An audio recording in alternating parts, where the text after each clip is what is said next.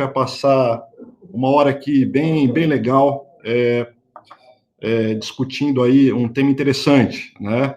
Então, gostaria de reforçar que eu estou muito grato de passar essa uma horinha aqui com vocês. Gostaria de agradecer, em especial, a Huawei, tá? A Huawei por promover esse evento aqui, que eu acho que é do interesse de todos, evento bastante importante. E eu acho que faz todo sentido para o segmento solar.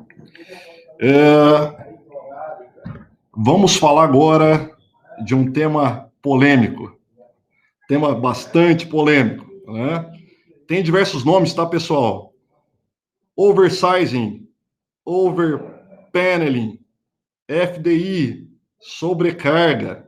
E agora, hein, pessoal? Será que tem uma receita de bolo para tratar todos os projetos solares? Será que a gente calcula como que a gente trata essa sobrecarga para cada um deles? Tá? Para discutir esse tema, estou com duas feras aqui. Estou com o Nelson, com o Reinaldo, e eu vou aproveitar esse primeiro momento para apresentar nós três. Tá? Começando por mim, meu nome é Bruno Monteiro. Eu estou no segmento solar desde 2016, quase um dinossauro, pessoal, do segmento solar. Passei por discussão de norma, criação da primeira associação brasileira solar fotovoltaica lá na BINE, fui executivo de duas grandes multinacionais do setor fotovoltaico, e hoje sou diretor comercial da HDT, onde eu fui também um cofundador, e hoje somos um dealer Huawei. Essa é a minha apresentação, então gostaria de reforçar aqui que eu estou bastante grato de estar passando essa hora com vocês. Eu gostaria de passar a bola aqui para essas feras que vão discutir esse tema polêmico comigo, começando pelo Nelson.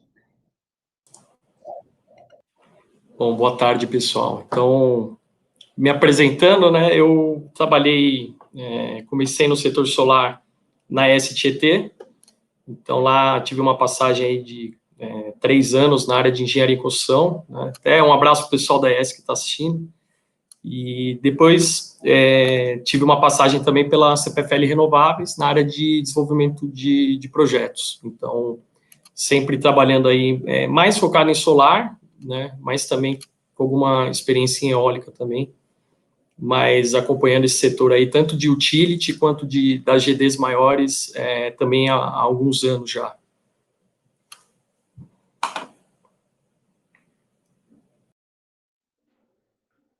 Bom, prazer, pessoal. Primeiro, agradecer a Huawei pela oportunidade de conversar desse tema tão polêmico e gostoso, né? Bom, hoje eu sou especialista de análise de investimentos na Tietê, na STT. Já tive passagens em outras casas, outros grandes players do setor, como CETEP, EDP, né? E uma consultoria estratégica, Timos Energia, acho que alguns daqui conhecem.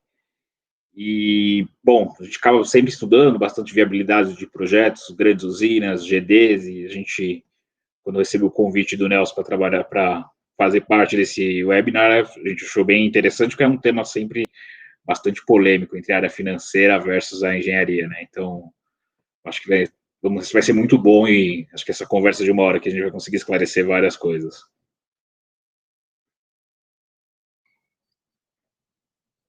Perfeito. Obrigado, Nelson. Obrigado, Reinaldo, pela apresentação. Então, aqui a gente agora começa tentando fazer um nivelamento técnico, né? Considerando que a gente tem um público aqui mesclado, né? Muita gente de área técnica, muita gente de área financeira. É importante a gente consolidar algumas nomenclaturas, algumas considerações. E para esse tema aqui, o Nelson lidera com todo o seu conhecimento técnico para passar para a gente aí alguns aspectos técnicos, algumas condições básicas a respeito dos projetos fotovoltaicos. É com você, Nelson. Legal, obrigado, Bruno. Só voltando um pouco, eu acabei hoje eu estou na Huawei, eu sou gerente de soluções, e grande prazer estar aqui, é o primeiro webinar que eu participo, então, só concluindo minha apresentação. Falando aqui, entrando no tema, né, então a gente vai começar com uma análise técnica, né, mas definindo alguns conceitos, né? Então, quando a gente fala em potência DC ou potência CC, a gente está falando na potência nominal dos módulos, né? Na verdade, quando se fala numa planta, você fala na somatória da potência nominal de todos os módulos, né? Então, basicamente, você multiplica a quantidade de módulos pela sua potência nominal, tá? E em capacidade instalada AC, é o mesmo raciocínio, só que estamos falando de inversor. Então, você pega a potência nominal do inversor, multiplica pelo número de unidades que você tem. Então, esses são os dois conceitos, né? Mas aí a gente começa a entrar em alguns detalhes aí. Por exemplo, módulo fotovoltaico. A potência nominal do módulo, ela é definida pelas normas, por um padrão de teste, né? Então, para quem já acompanhou, o teste do módulo fotovoltaico é feito em laboratório, tá? E tem alguns padrões para ser feito esse teste. Então, os principais os principais padrões, né? 1000 Wm² de radiância e uma temperatura de 25 graus Celsius. Tá? Assim que se define a potência do módulo. O que não quer dizer que essa será a potência na usina, principalmente por conta da temperatura, né? A gente vê aí alguns projetos, né, em algumas situações, a temperatura do módulo chega a 70 graus, né? E a gente sabe que há uma queda de tensão conforme a temperatura aumenta, né? Queda de tensão e de potência, tá? E nem sempre você tem 1000 Wm² de radiância, né? Então, o detalhe aqui é que a potência de operação do módulo, né, ela depende fundamentalmente do seu recurso, né, da onde é a sua usina e tal. Então, já começa aí, né, a relação DC-AC, ela já depende muito do local que você vai instalar o módulo, né? E a capacidade instalada AC, aí falando dos inversores, ela é definida pela potência nominal, tá? Cada fabricante tem costuma definir uma temperatura para tratar para definir a potência nominal do inversor. Porque assim como o módulo, o inversor também ele tem uma redução de potência conforme a temperatura aumenta, tá? Aqui, como exemplo, a gente está usando o inversor 215 kTl, tá? É um lançamento recente,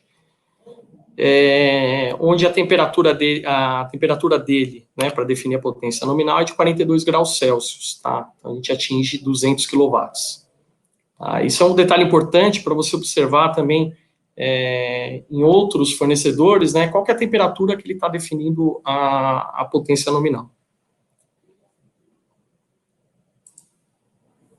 Bom, aqui passando por uma pergunta que é muito corriqueira, qual que é a relação DC-AC máxima para um inversor? Então, a resposta disso não tem uma resposta, ela depende muito. E, basicamente, do seu módulo e do seu inversor. Tá? Aqui, no caso, a gente elencamos aqui 3 passo a passo para você conseguir calcular essa relação DC-AC máxima que você vai conseguir no seu projeto. Tá? O primeiro passo é calcular a quantidade de módulos por string. Tá? Então, isso daí é um cálculo feito basicamente em cima do VOC do módulo. Tá? Então, o VOC corrigido, né? Não é o VOC na norma STC. Então, não é o VOC que você encontra lá no datasheet do módulo. Então, você tem que corrigir ele para a sua condição de operação. Né? Tá? Alguns fatores aí, a temperatura mínima do local, por exemplo. Tá? Aqui, a gente colocou essa fórmula aqui, que é uma fórmula que você calcula um VOC real para o projeto. Tá? Até no próprio PVSys, que é o software usado, né, para simulação de produção de energia em solar, mas o próprio PVSys, ele acaba usando um VOC recalculado do módulo, através do VOC a 25 graus Celsius, com coeficiente de correção por temperatura, que vem no datasheet do módulo, e aí você coloca a temperatura mínima do local do projeto e tem o VOC recalculado. Tá? Mas aqui, a gente até tem um webinar muito bom, que é feito pelo Rênio, né, meu parceiro aqui de Huawei. Então, convido vocês a gente não tem tempo aqui, infelizmente, para explorar esse tema de novo, mas convido vocês a assistirem o webinar do Hélio, está disponível no YouTube, na nossa plataforma do YouTube. Tá? Mas independentemente da forma de cálculo, né, você achando o VOC, você tem a quantidade de módulos, você vai conseguir colocar em cada string. Nesse caso aqui, a gente usou um módulo de 500 watt-pico, e a quantidade de módulos aqui são 30 módulos por string. Tá? O segundo passo é entender, através da corrente, tá, quantas strings você consegue colocar no inversor. Tá? Aqui eu peguei um datasheet do módulo que a gente está usando, então a corrente de curto-circuito dele é 12,5, tá? Bem abaixo da corrente máxima aqui que o nosso inversor 215 KTL permite. Então, a gente consegue usar todas as 18 entradas do inversor.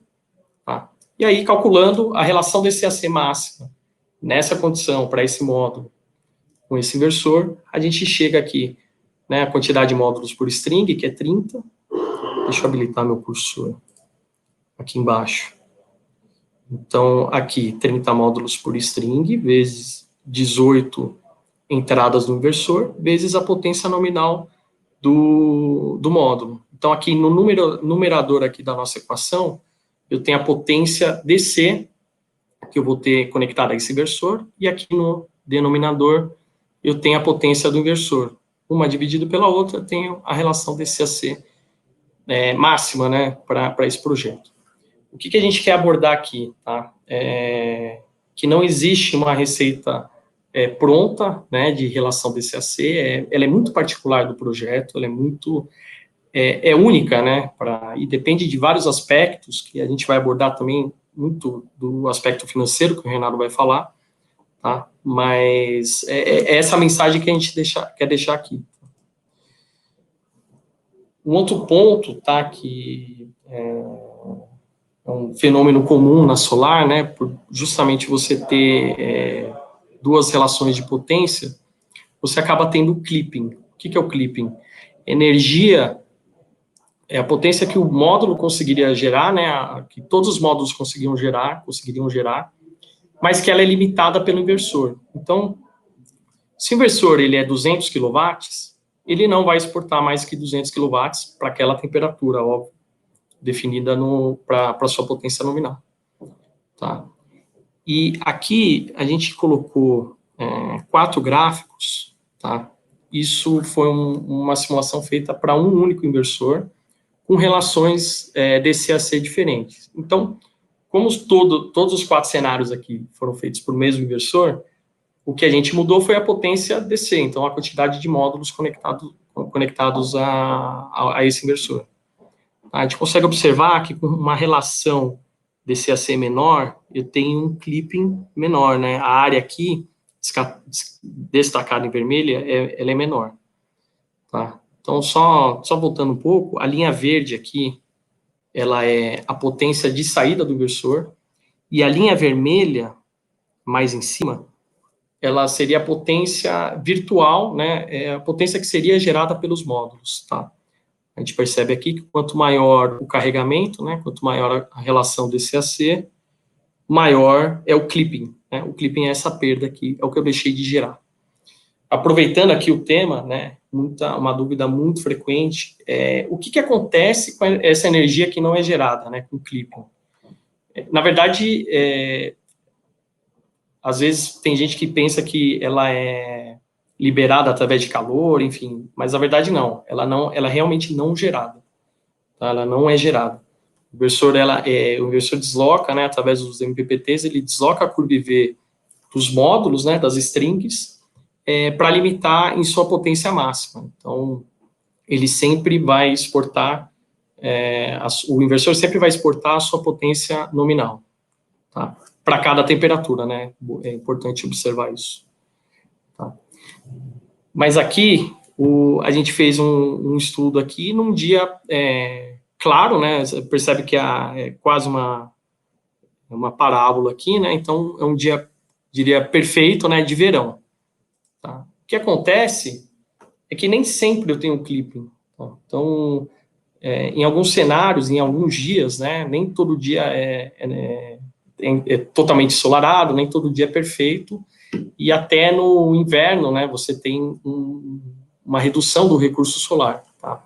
Então, aqui, a gente pegou um outro dia aqui do meio do ano, né, do inverno, na verdade, aqui é dia 18 de junho, tá? Então, é bem perto do solstício de inverno, e a gente percebe que não tem clipping em nenhum cenário, mesmo cenário com carregamento maior. Por quê? Por conta do recurso solar reduzido, a potência dos módulos, ela não atinge a potência máxima do inversor. Tá? Então, nesse cenário, eu não tenho clipping. Tá? Isso acontece com uma boa frequência, né? Obviamente, depende do local do projeto. Tá?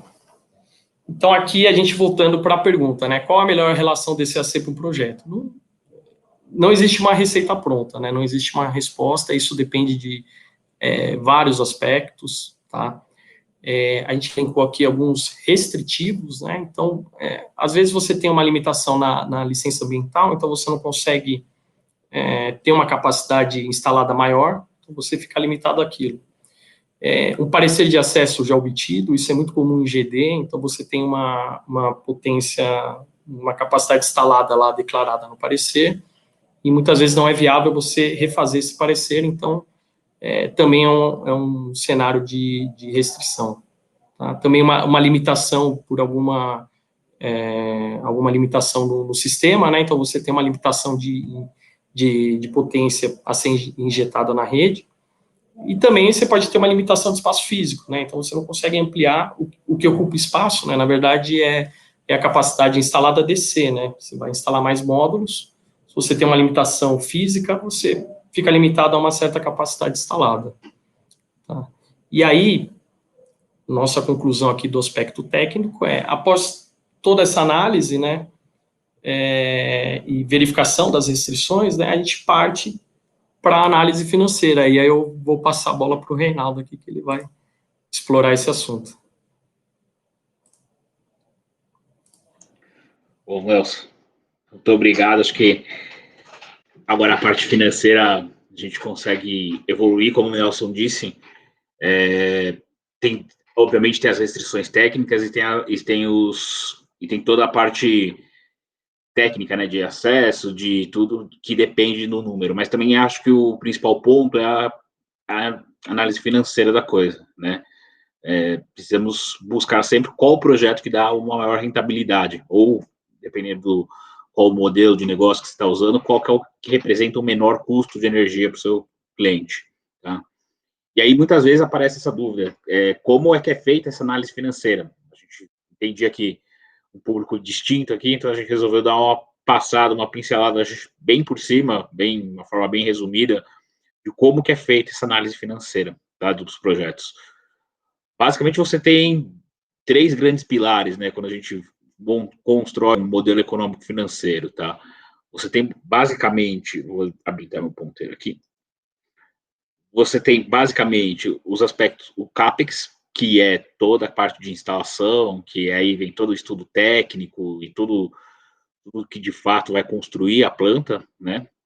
Você tem um outro pilar super importante, que é o financiamento, como você vai financiar toda essa construção, como é que você vai financiar essa nova planta, e aí dentro do financiamento você tem uma série de fatores. Aqui a gente acabou destacando só os principais, mas o custo da dívida, qual o custo que você está tomando esse dinheiro emprestado, quais são as garantias que o credor ele pede, qual o prazo que você consegue, e aqui o prazo é um ponto importante que a gente vai conversar depois, que é esse prazo de dívida, geralmente ele está muito atrelado ao prazo que você tem a venda de energia, um contrato de energia, né?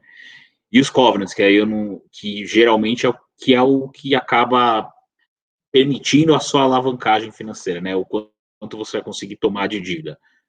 Esse covenant geralmente é o índice de cobertura do serviço de dívida, que depois a gente aborda mais para frente, detalhado como é que a gente calcula ele, e ele acaba sendo o principal driver que vai determinar o quanto você vai conseguir ou não pegar de financiamento e qual que é a financiabilidade do seu projeto, tá? Os dados de operação, a operação, obviamente, também é super importante, é o terceiro grande pilar de uma construção de modelo. E aí, dentro da operação, a gente destaca a venda de energia, que é, de fato, o contrato que você tem, ou ao preço que você vai, quanto você vai valorar a energia gerada, né, por esse empreendimento, qual o custo, qual o seu custo de operação dele, e aí você tem as tarifas e encargos. Aqui nas utilities, aqui a famosa TUST, que a gente já viu salvar e destruir muitos projetos, né? E a toda a parte tributária, obviamente, de PIS, COFINS, IR e tudo mais, tá? Bom, você tem esses principais pilares, essas principais que a gente chama de premissas do modelo, você basicamente vai construir a vida financeira do projeto, fazer toda a projeção financeira desse projeto até o final, tá? E ele, basicamente, você vê, a gente tentou ilustrar aqui como é que você acaba colhendo, como essas premissas acabam se comunicando, tá? Então, basicamente, essas características técnicas do CAPEX, ela, de certo modo, ela acaba desaguando enquanto de energia vai ser gerado por esse projeto, que é, de fato, o principal ponto, né? E obviamente, ele acaba conversando qual foi o preço, como é que foi estruturada a venda desta energia, tá? Você tirando todos os custos e despesas que você tem de operação, tarifas, OPEX e tudo mais, você chega no que a gente costuma dizer aqui para o pessoal da área financeira, essa métrica que acho que bastante gente já escutou, principalmente também da operação, que é o EBITDA, que é basicamente qual que é o resultado operacional do seu projeto, ou seja, como o que ele gerou de energia, como você vendeu essa energia, o que você gasta para operar, é aqui que você vê se você, de fato, você está tendo uma operação eficiente ou não do projeto. Então, margem EBITDA, a gente sempre, quando você compara projetos, quanto maior o EBITDA, ele tende a ser projetos melhores, tá? Então, isso aqui é a parte operacional do seu projeto.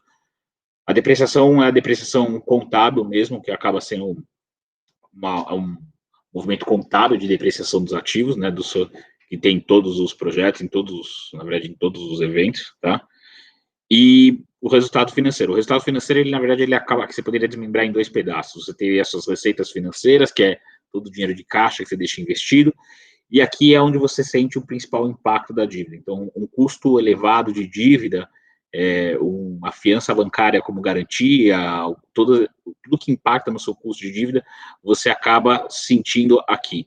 E aqui, de fato, ele é onde pode ser que ele destrua a rentabilidade do seu projeto, tá? Se você não conseguir tomar um financiamento adequado, um financiamento que case com a necessidade específica do projeto. E aí, por isso que cada dívida ela é única, ela geralmente, você não consegue ter uma dívida padrão, você parte, né, de um play vanilla, de uma dívida, mas ela sempre acaba sendo esculpida para cada um dos projetos, tá? E a parte de impostos, que obviamente você paga o IR, contribuição social normal, como qualquer outra empresa, tá? E de fato aqui você tem seu resultado contábil. Porém, você não avalia seu empreendimento por resultado contábil.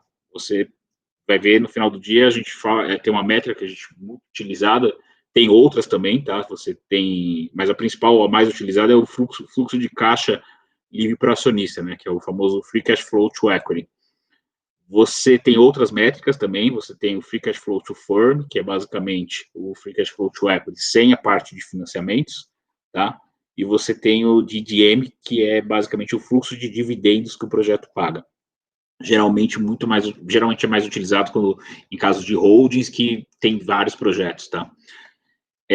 Bom, como é que você constrói o seu Free Cash Flow to Equity aqui, o seu fluxo de caixa livre? Que no final do dia é o quanto de dinheiro vai sobrar no bolso do acionista ano a ano, mês a mês, depende de como você está projetando, tá?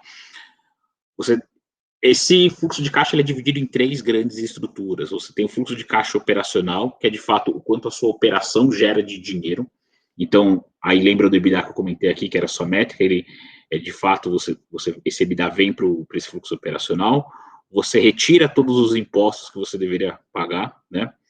E você tem uma conta aqui que é capital de giro. Isso aqui geralmente acontece quando você tem um descasamento de prazos ele sempre vai haver um capital de giro, sempre vai haver um mínimo capital de giro, mas ele vai crescer, ele pode ser positivo ou negativo de acordo com você estrutura os seus prazos de de pagamento, por exemplo, seus prestadores de serviço de OPEX, e quanto você demora para receber o dinheiro de quem você vendeu essa energia. Aqui é um bom ponto de atenção, porque às vezes você consegue gerar uma rentabilidade maior numa cláusula negocial. Então, isso aqui ele acaba sendo, e você também é o que acaba penalizando quando você tem prazos muito curtos de pagamento e acaba tendo que oferecer prazos muito longos, tá? Sempre um bom ponto de atenção quando você está estruturando um projeto. Você tem sua parte de investimentos, que tradicionalmente ela é o primeiro, você tem o CAPEX inicial, e aí a depender de cada projeto você vai tendo investimentos em CAPEX, né, investimentos em ativos fixos ao longo do projeto ou não, depende de como você está estruturando.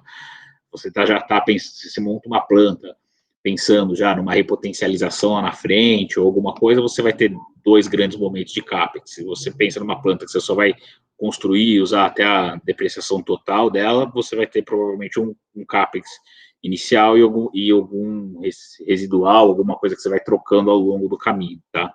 Esse é o nosso fluxo de investimento, é o quanto de novos investimentos você está colocando no projeto. E o fluxo de caixa financeiro, que é basicamente tudo que você consegue, seu desembolso de dívida, que é quando o banco libera o dinheiro e quando entra no seu projeto de dinheiro, pagamento da sua amortização, quanto você está amortizando a sua dívida ao longo do tempo, e o pagamento de juros, quanto você está pagando de juros. E aqui nesse caso, como é um fluxo de caixa livre para o acionista, o princípio dessa metodologia é que você não deixa dinheiro parado no projeto. Mas se você parte para outras metodologias, como o DDM, que é o fluxo de dividendos, obviamente você não consegue fazer pagamentos de dividendos mensais, então você acaba tendo um saldo de caixa um pouco maior e acaba gerando uma outra conta aqui, que é o rendimento financeiro, tá?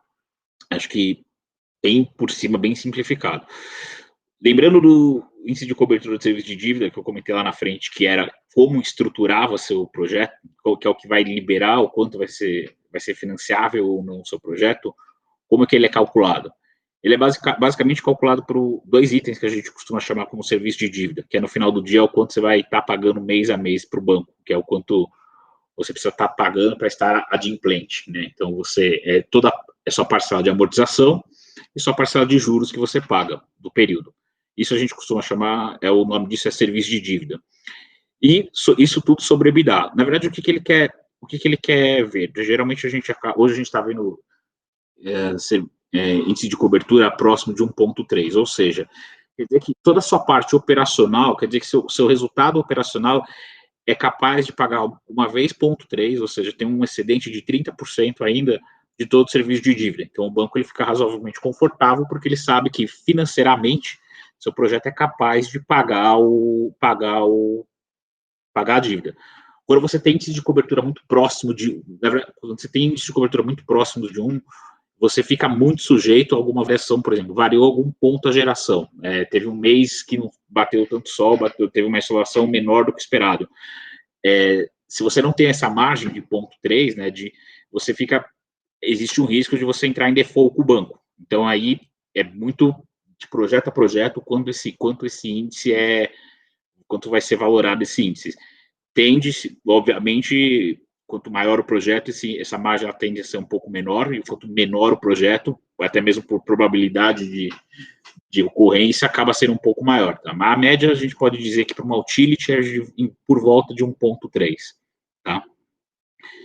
E aí, basicamente, dado esse fluxo de caixa, tudo isso no final do dia, a gente estava até brincando, conversando, que independente do tamanho do projeto, se é o seu José que está fazendo o projeto com 3 placas solares no telhado, ou se é uma multinacional montando uma planta de 300, 400 megas, no final do dia, o que todo mundo quer é rentabilidade financeira. Ou seja, por custo evitado na geração de energia, ou porque, de fato, é um negócio mesmo, uma empresa que gera dividendos, tudo. E aí cada um vai ter a sua taxa interna de retorno, que julga adequado para cada projeto. Né? Então, grandes empresas têm suas métricas que acabam comparando com projetos globais, comparando com o risco país.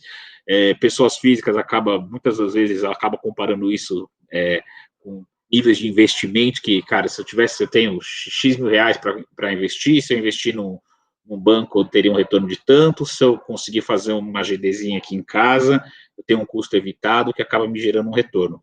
Esse retorno é a TIR, é o que é a soma dos fluxos, todos os fluxos de todos os períodos, aqui esse Free Cash Flow to Equity, trazida a valor presente, né, a uma taxa determinada, a uma taxa X, que é exatamente a TIR, de tal forma que essa soma seja zero, né? Isso é a TIR, isso é quando a gente, e é o que acaba basicamente balizando, né, principalmente se um projeto ele vai para frente ou não. Então, como no mundo de mundo empresarial, como é que funciona isso, basicamente?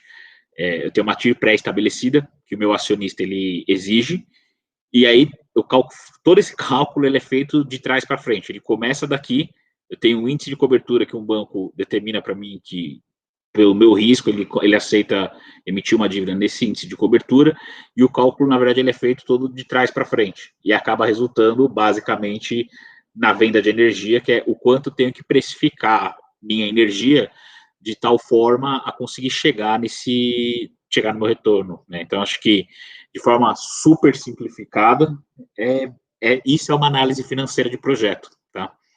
E aí, por isso que a gente acaba, é tão importante, e aí a gente vê como tem vários aspectos de engenharia e como a geração é fundamental para tudo isso, e por isso que a gente acaba ficando muito próximo do time de engenharia a todo momento das projeções.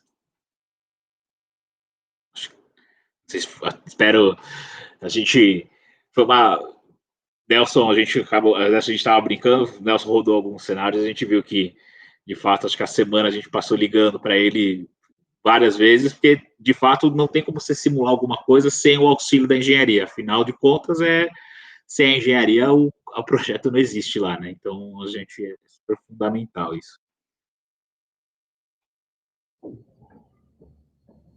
E aí... Ronaldo, muito obrigado. Nelson, muito obrigado.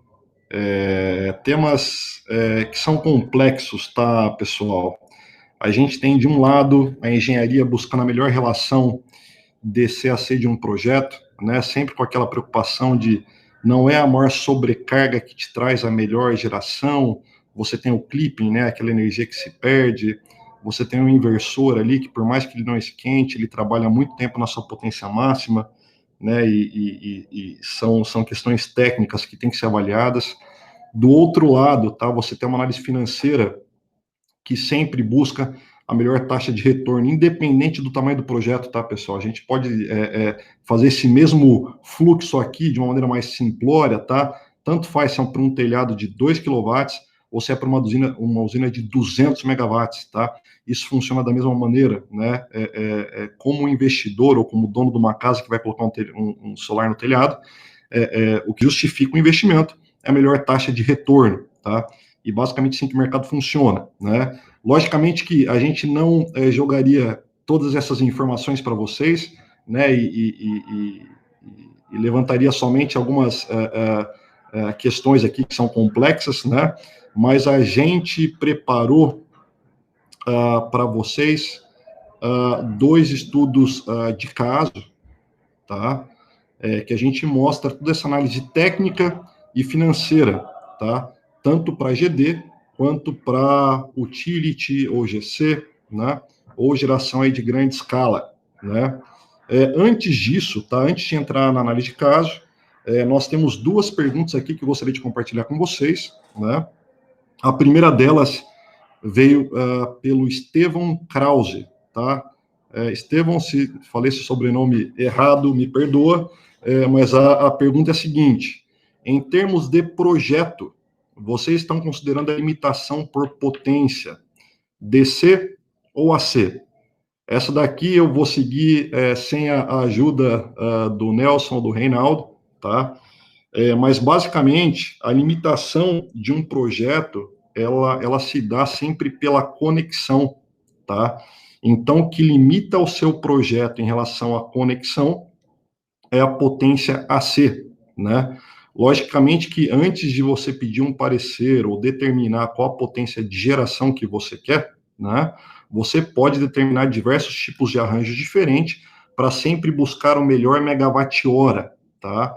Então, você basicamente, você vai jogar com essa sobrecarga DC em relação a C, para te dar a melhor relação de CAPEX, tá, que o Reinaldo acabou de comentar, né, para te dar a melhor taxa de retorno de investimento. Não sei se foi essa a sua pergunta, tá, mas eu entendo que talvez tenha sido. Se não foi, por favor, comente, que a gente retorna ao tema, tá? Aí vem outra pergunta aqui, que é do Francis Coviello. Ele fala assim: poderia, por favor, mencionar sobre as possibilidades de colocar o inversor distante da usina e mais próximo ao ponto de conexão, comum em áreas rurais, e recomendações de usar o cabeamento mais longo no lado CC, devido a perdas menores, tá? E aí, Nelson, eu gostaria de abrir para você, tá? Mas aqui eu vou tentar resumir a pergunta que ele fez, né? Pensando aí numa solução Huawei, tá? Que não trabalha com string box, né? E a gente gosta muito dessa solução porque evita, né? Outros pontos de conexão que são eventuais aí pontos de falha, né? Então eu gosto muito da Huawei por causa disso. Mas vamos pensar que a gente pegaria esses inversores Huawei que já tem string box incorporada, tá? A gente não coloca ali no melhor arranjo no meio da string, né, para economizar nos cabos DC, a gente coloca esse inversor longe, tá, do arranjo, né, e a gente coloca ele perto da conexão. Então a gente aumenta o cabo DC, tá, e a gente teoricamente diminuiria o cabo AC, né. E ele termina aqui: devido a perdas menores. O que você me fala aí, Nelson? Vale a pena do ponto de vista de BOS, né, de investimento? Vale a pena do ponto de geração fazer essa manobra, né, jogar o inversor para longe do arranjo para deixar o trecho DC maior do que o AC? O que você acha?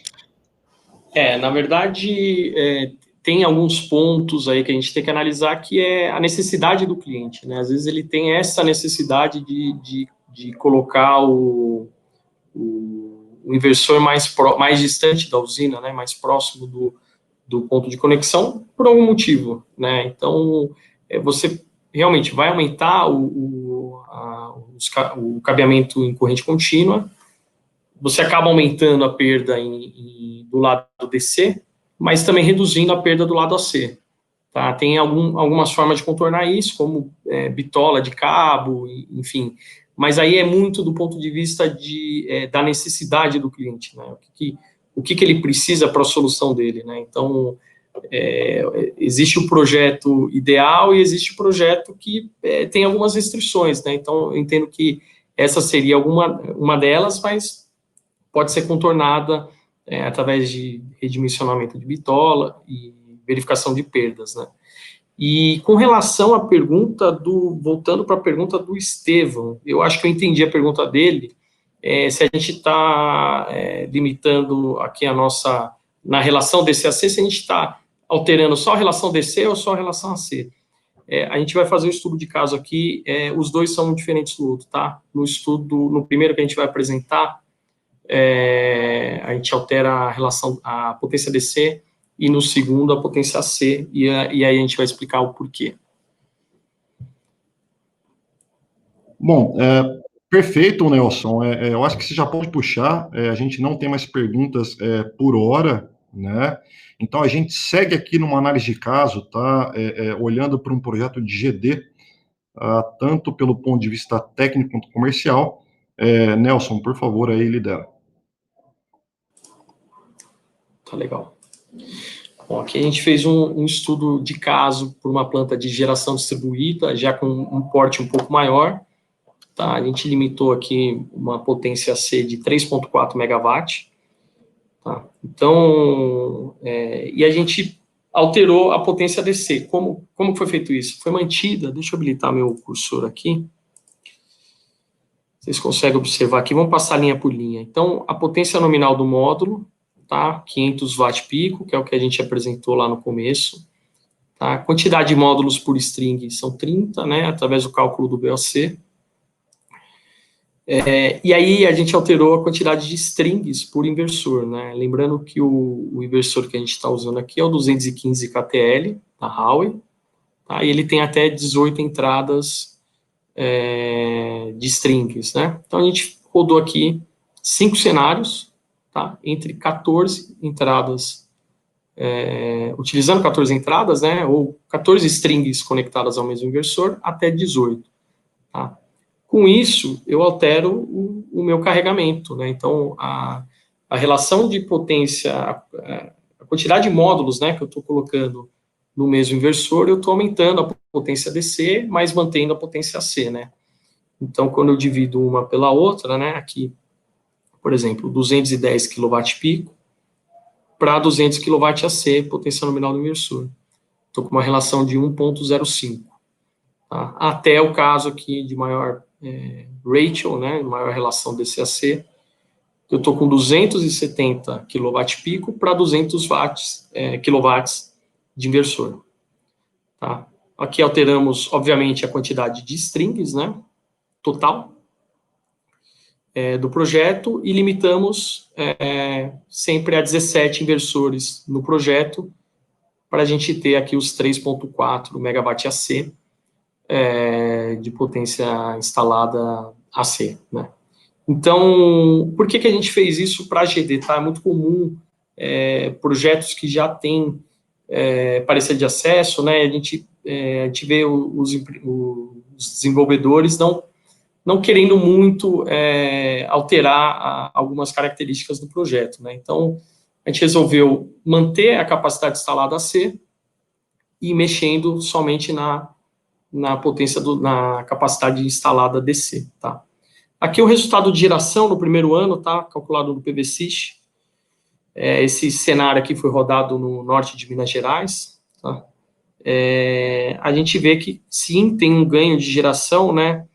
Aumentando a quantidade, a relação DC-AC, né? Mas, consequentemente, né? Aí, entrando um pouco no tema do Reinaldo, né? Mas eu tenho um aumento expressivo de CAPEX aqui também, né? Então, eu estou aumentando a geração, mas estou aumentando minha receita, mas eu tenho um investimento muito maior aqui, né? Em cada um desses casos, tá? Um ponto que eu queria chamar a atenção aqui, aí ainda no ponto de vista técnico, antes de passar para a análise do Reinaldo, é o fator de capacidade, tá?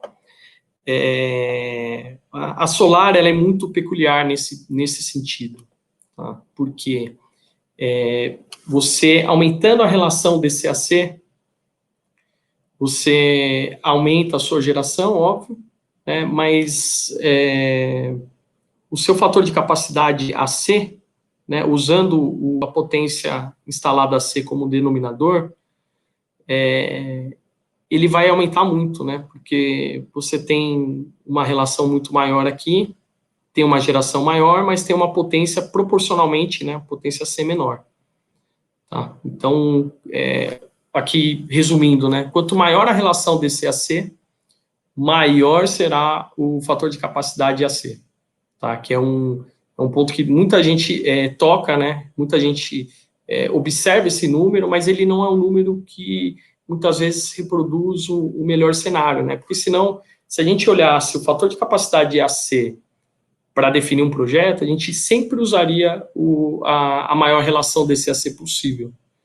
Tá? Isso não é verdade, aí eu vou passar para o Reinaldo, que fez a análise financeira, aí ele vai mostrar para vocês.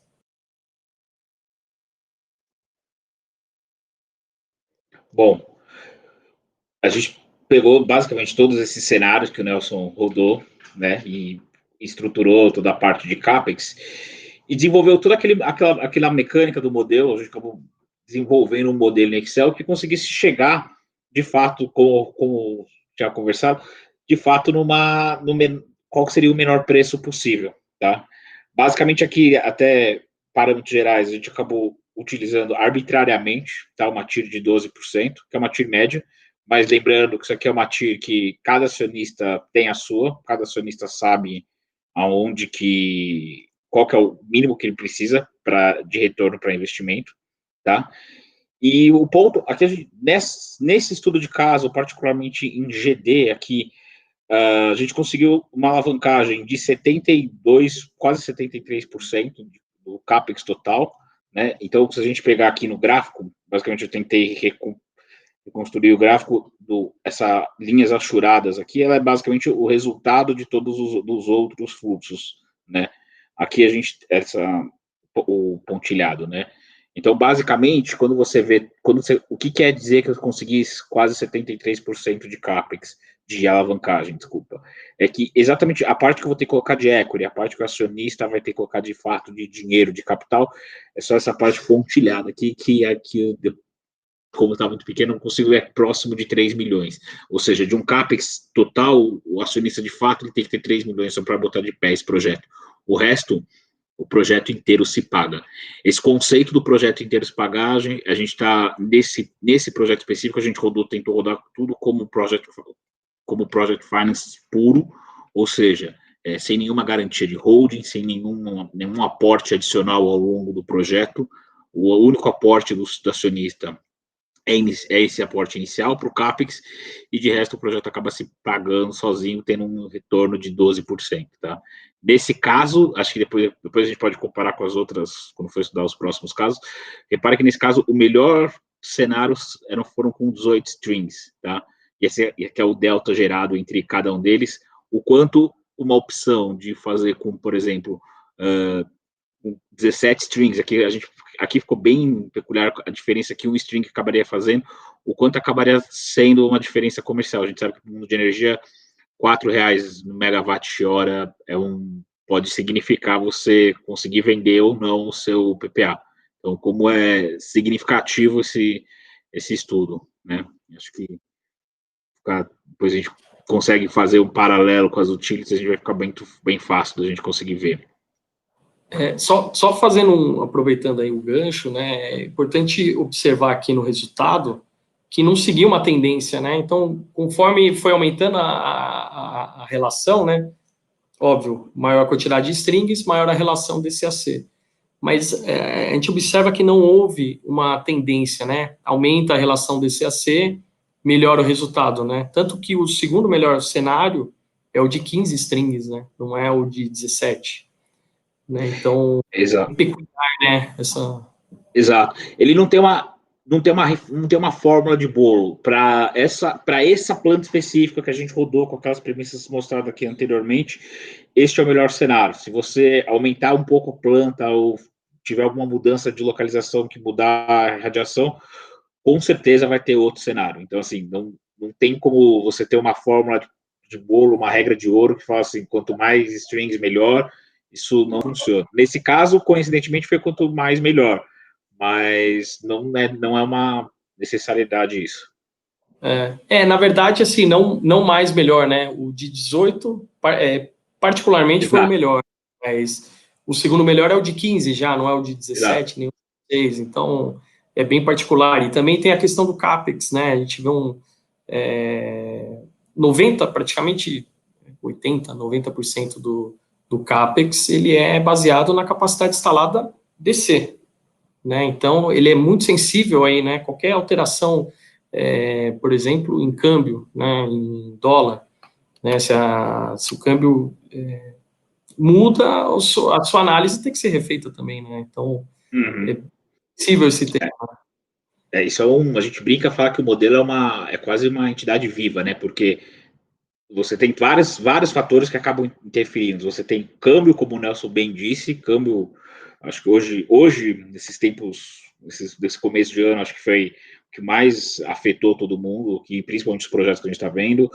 Você tem premissas macroeconômicas, cenário de dívida, então você tem vários pontos que você consegue, por exemplo, num cenário de crédito mais restritivo, provavelmente o custo de dívida sobe e você não consegue, de fato, alavancar 73%. Você acaba diminuindo essa alavancagem. Então, assim, cada dia ele tem que ser uma foto e congelado no momento que você resolve fazer o projeto, tá? E isso é um acompanhamento diário que você vai fazendo para ver se você consegue manter, de fato, seu retorno esperado.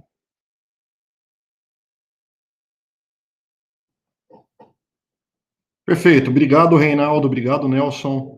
A conclusão, então, é que, enfim, cada projeto tem que ser analisado de um jeito, e não existe uma regra, né? Essa daqui é uma análise específica para um caso de GD, né? A gente segue agora por uma análise de um caso de GC, né? Mas antes de seguir, temos algumas perguntas, tá, pessoal? Gostaria de começar aqui pela pergunta do Fabrício Santos. Ele fala assim: olá, pessoal, a Huawei dá garantia até 50% de overload. Sem analisar custos, apenas técnica, para o SAM 2100 KTLM0, deveria limitar em até 14,59 kWp por entrada de MPPT? Correto pensar dessa forma? Aí, Nelson, acho que a pergunta vai para você, né? Primeiro entender aí que eu entendo, pelo menos, que a Huawei ela dá garantia quando o produto é utilizado dentro da especificação, né? Eu não sei se esse 50% aqui ele encaixa exatamente na especificação, então você pode comentar isso e falar, né, do limite de potência do MPPT do 100 KTLM0. É com você, Nelson. Tá legal.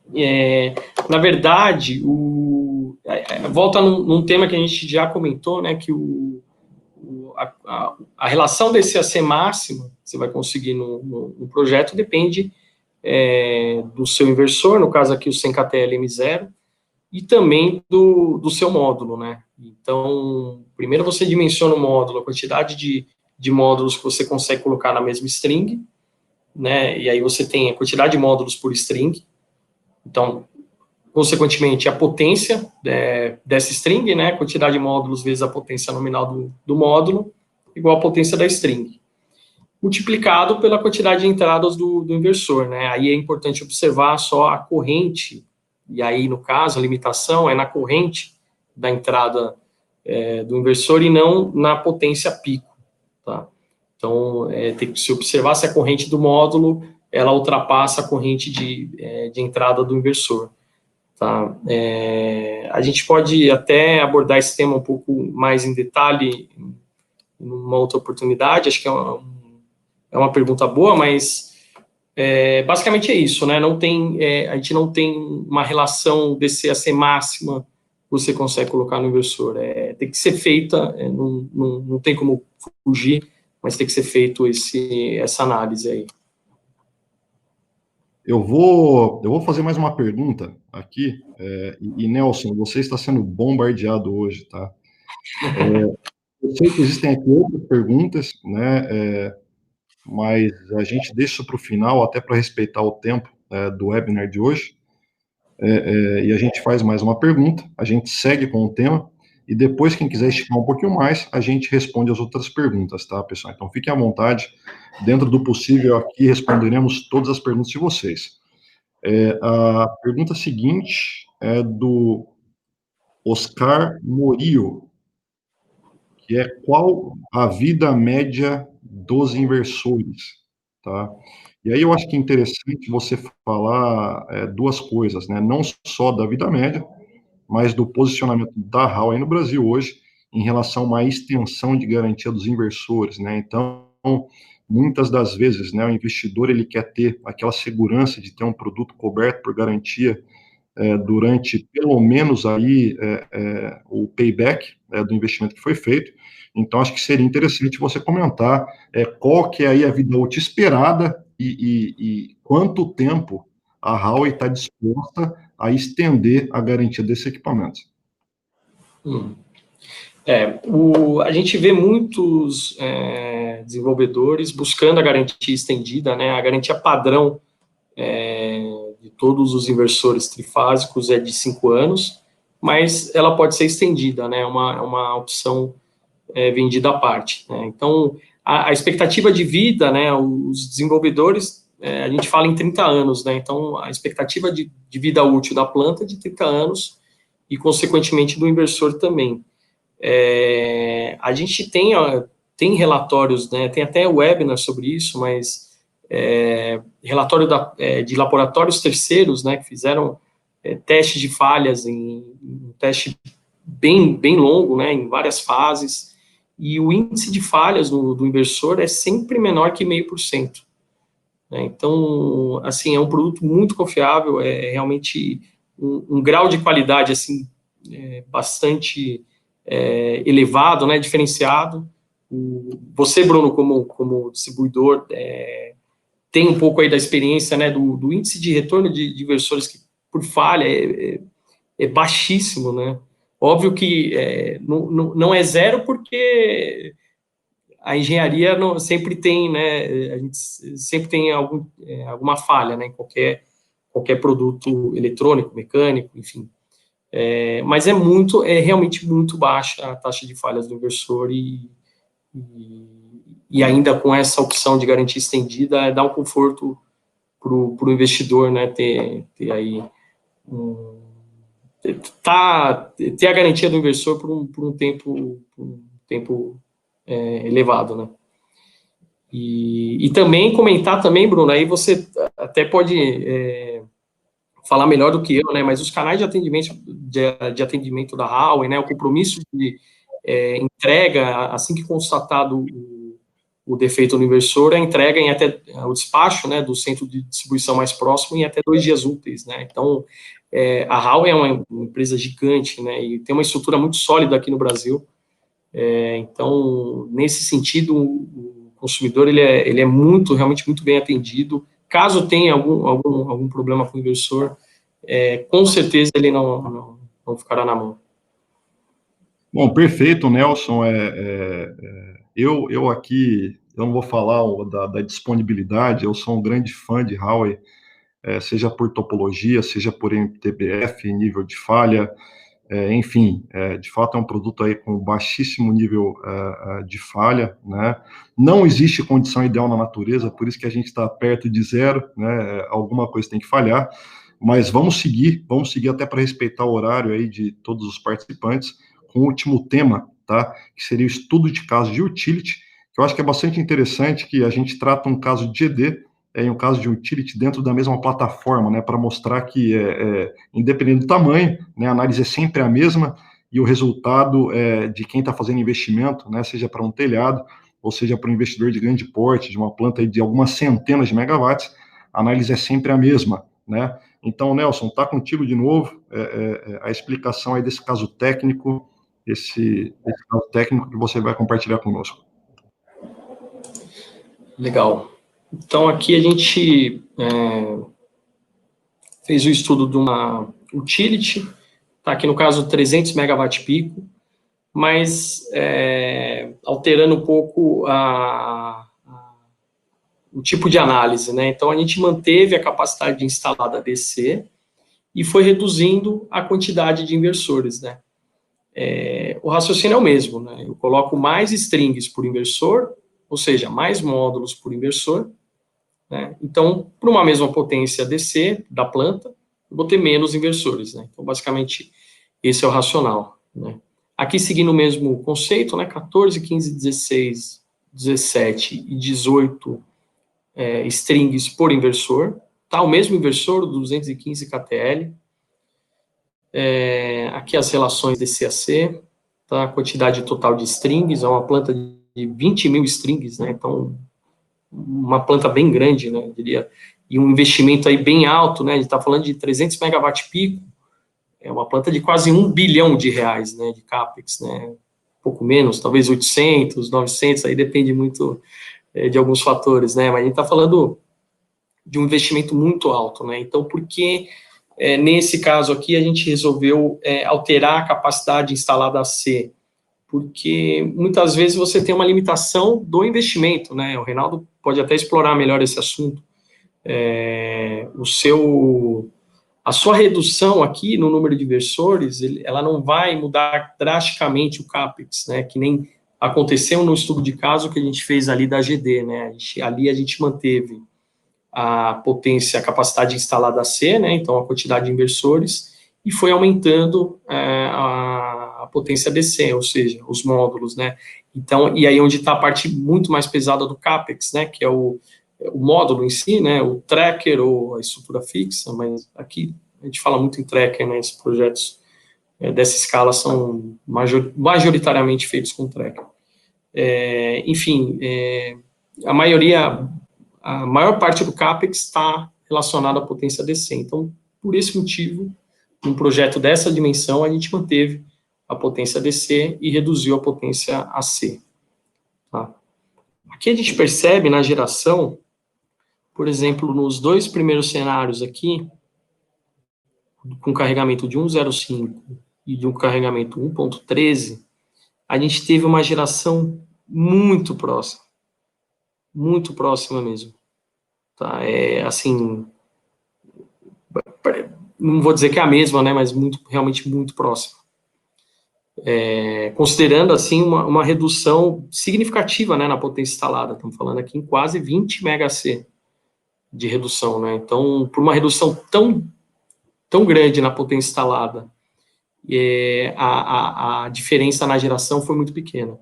Tá? E aí, eu queria chamar a atenção novamente para o fator de capacidade. Então, novamente, aqui o fator de capacidade instalado, fator de capacidade AC, ele disparou aqui, ó, foi de 28% para 30%. Só que eu não mexi na geração, né? É praticamente a mesma, né? Então,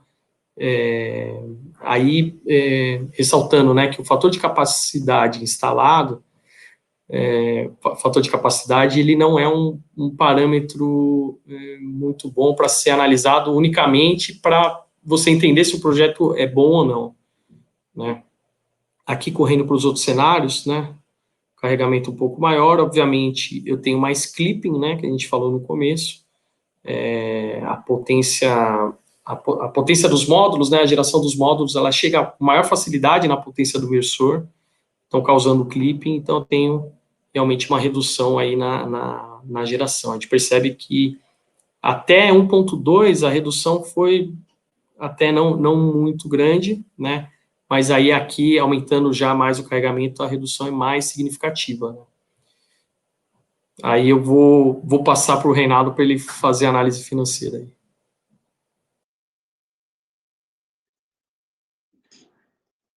Bom, basicamente aqui, os parâmetros a gente continuou com os mesmos parâmetros lá, tá? Com os mesmos 12% de TIR. E aqui, especificamente o Utility Scale, acho que a gente está vivendo um tema bem específico, que é a questão do desconto da TUST, ou que vai cair para incentivadas ou não. Isso está afetando bastante, acaba afetando bastante a tomada de decisão. E assim, ele reflete, obviamente, no preço, e todo mundo sabe disso, mas o que a gente tentou mostrar aqui, a gente fez uma simulação com desconto e sem o desconto, né, como seria a situação sem o desconto, e repare que, dado que a TUST é dada em cima da capacidade instalada em AC, você mexer na relação entre a capacidade instalada AC e a geração de energia, você muda o cenário, qual cenário é mais favorável ou não, né?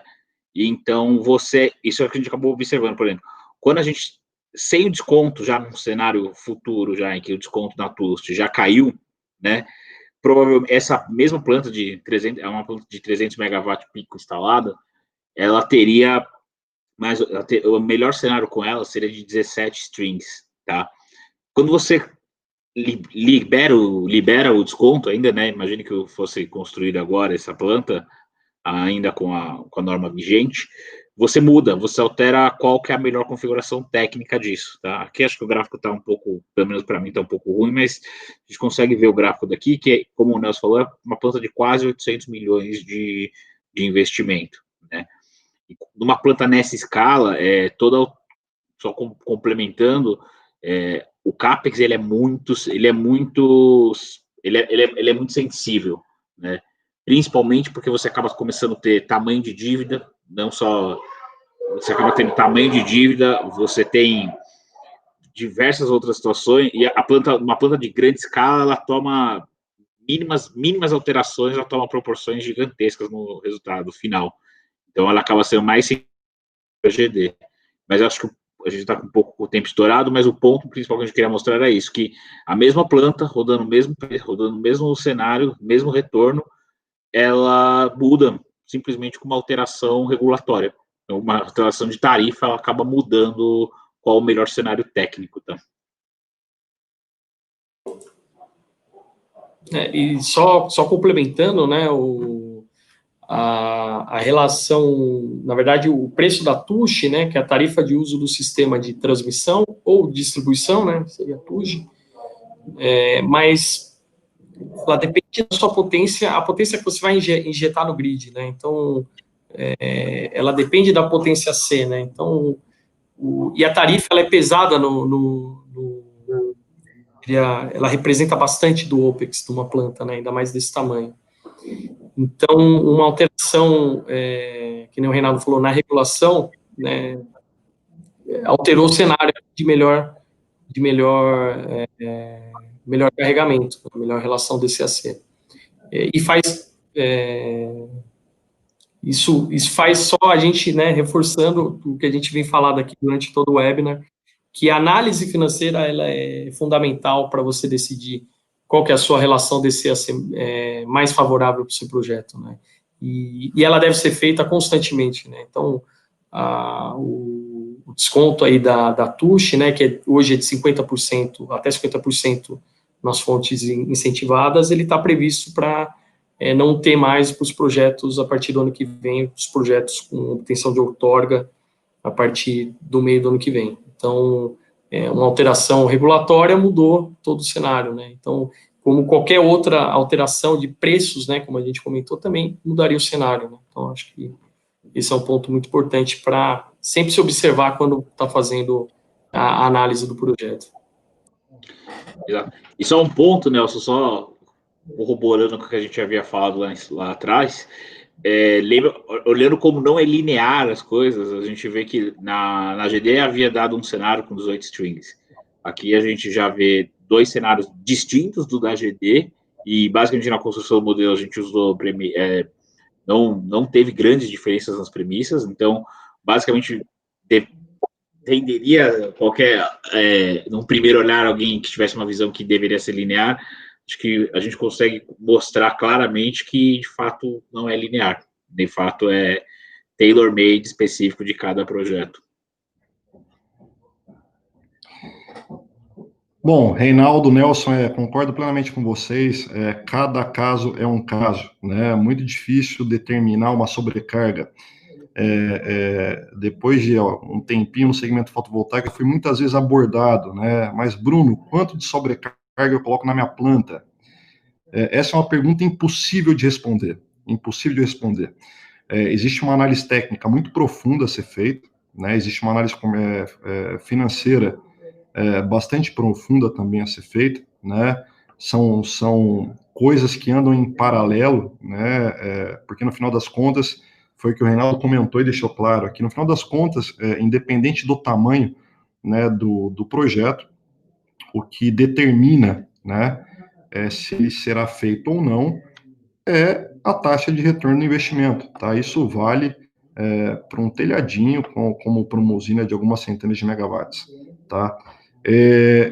Tem mais uma pergunta aqui, eu acho que talvez é a última, né? Em relação ao material, eu entendo que a Huawei vai disponibilizar essa apresentação para vocês, isso vai estar no YouTube, no canal da Huawei, então entrem lá, que isso vai estar disponível para vocês assim que encerrar aqui, né? E eu tenho aqui uma pergunta do Bruno, tá? Xará, né? Ele fala o seguinte, Bruno S. Bampato, qual software indicam para avaliar a geração em função da razão DCAC, né? E aí eu posso te responder, tá, Bruno, que também essa é uma questão bastante pessoal, tá? Eu, particularmente, na HDT, nós utilizamos o PVSys, tá, para fazer os cálculos de geração e de sobrecarga da usina, tá? Existem outros softwares disponíveis no mercado, né? Mas um que eu uso há muito tempo, tá? E que eu gosto, né? É o PVSys, tá? Basicamente isso. E eu entendo que é isso, né? Eu tenho, talvez, algumas considerações. Primeiro, agradecer, tá, pessoal, você que ficou até o final da apresentação. Por mais que a gente discuta a respeito do assunto, por mais que a gente simule casos, né? Não é simples, tá? Cada caso é um caso, é tailor-made, aí como o Reinaldo falou, é customizado, tá? Você tem que parar, você tem que simular, tanto do ponto de vista técnico quanto financeiro. E eu acho que o mais interessante, né, a gente hoje, nós estamos no mercado, né, que trabalha muitas das vezes, né, com base no watt-pico, no watt-AC, então venha comprar o nosso sistema de 3 kW-pico, né, venha aqui instalar o seu sistema de 10 kW-AC, né, enquanto que no final das contas, né, o mais importante, o que de fato remunera o investimento é o watt-hora, né,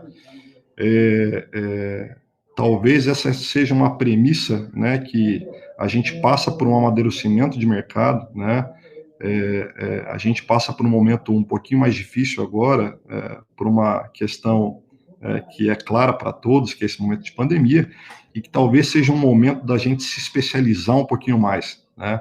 Então, de fato, a minha recomendação e essa filosofia que a gente tem na HDT hoje, tá, é de fato entender como que a gente pode melhorar o retorno do investimento do nosso cliente, tá? Então, essa talvez seria uma consideração final para todos vocês, né, que independente da potência AC ou DC, o que de fato remunera o investimento, tá, é a geração, tá, e você só tem uma geração adequada quando você analisa a fundo, tá, essa famosa sobrecarga, overpaneling, né, quando você analisa o clipping, né, quanto que eu estou perdendo de energia, né, será que esse investimento que eu fiz a mais, né, será que essa energia que estou perdendo, será que tudo isso se justifica no final das contas? Então, por isso que a minha recomendação para todos vocês de fato, olhar com muito carinho, né, olhar com muita propriedade a geração da sua usina, né, porque o que de fato melhora o retorno do investimento do seu parceiro, do seu cliente, é a geração, tá? E de fato é o watt-hora aí que eu acho que deveria ser discutido com muito mais afinco, né? Do que de fato aí olha, compre aqui o seu watt-AC, compre o seu watt-DC, né? Então, de fato, gostaria de agradecer mais uma vez a todos vocês que ficaram até o final. Foi um prazer participar desse webinar com vocês. Gostaria de reforçar meu agradecimento a Huawei, tá, por estar proporcionando esse momento aqui fantástico, discutindo um assunto tão polêmico. Gostaria de agradecer essas feras aqui que ficaram do meu lado hoje, tanto o Reinaldo, dando uma aula a respeito da análise financeira, e usando a mesma plataforma, pessoal, para um projeto de GD, quanto com um projeto de GC, né? Às vezes a gente acha, putz, aquilo é muito grande, é mais complexo. Pessoal, é modular, né? Não é bem por aí, né? A análise financeira é a mesma. Gostaria de agradecer ao Nelson, baita de uma bagagem aí por algumas diversas empresas grandes de utility. Felizmente, ele está hoje na Huawei para nos suportar com esses produtos fantásticos que a Huawei nos proporciona, tá? Não é à toa que a Huawei hoje é a maior fabricante de inversores solares do mundo. Pessoal, um grande abraço a todos, espero que vocês tenham gostado e nos vemos. Um abraço, até mais. Tchau, tchau. Um abraço. Abraço, tchau, tchau. Obrigado.